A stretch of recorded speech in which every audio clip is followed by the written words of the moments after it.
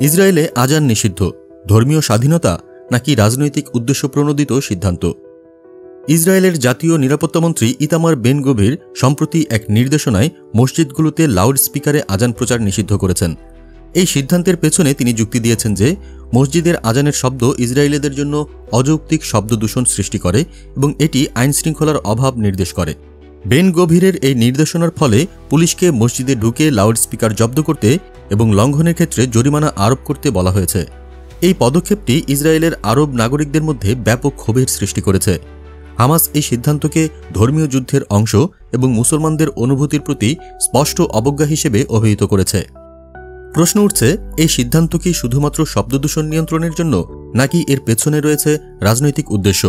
ইসরায়েলের আরব নাগরিকরা, যারা দেশের মোট জনসংখ্যার প্রায় 20% এবং যাদের মধ্যে 83% মুসলমান, এই সিদ্ধান্তকে তাদের ধর্মীয় স্বাধীনতার ওপর আঘাত হিসেবে দেখছেন। এই সিদ্ধান্তের পেছনে রাজনৈতিক প্রেক্ষাপটও রয়েছে। বেন গভির, যিনি একটি কট্টর ডানপন্থী দল পরিচালনা করেন, অতীতে আল আকসা মসজিদে সিনাগোগ নির্মাণের প্রস্তাব দিয়েছিলেন এবং মসজিদে ইহুদি প্রার্থনার অনুমতির জন্য চাপ দিয়েছেন। এই ধরনের পদক্ষেপগুলি ইসরায়েলের মুসলিম নাগরিকদের মধ্যে উদ্বেগ সৃষ্টি করেছে এবং ধর্মীয় উত্তেজনা বাড়িয়েছে।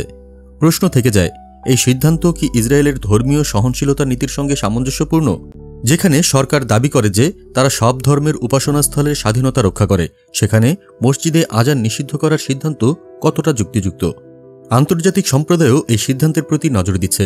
Council on American Islamic relations CAIR এই নিষেধাজ্ঞাকে ইসলামের বিরুদ্ধে যুদ্ধের সর্বশেষ পদক্ষেপ হিসেবে নিন্দা করেছে এবং মুসলিম দেশগুলিকে পদক্ষেপ নেওয়ার আহ্বান জানিয়েছে।